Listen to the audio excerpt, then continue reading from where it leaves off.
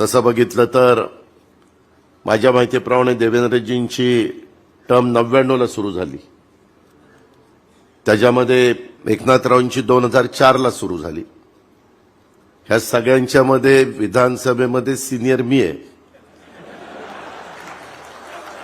मी 90ला बॅचचा आहे.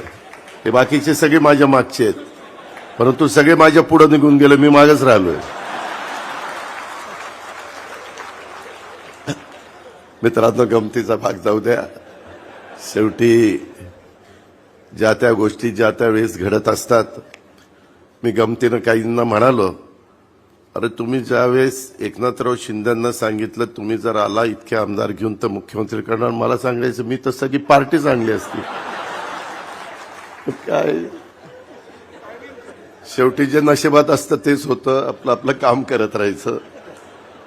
मित्रांनो,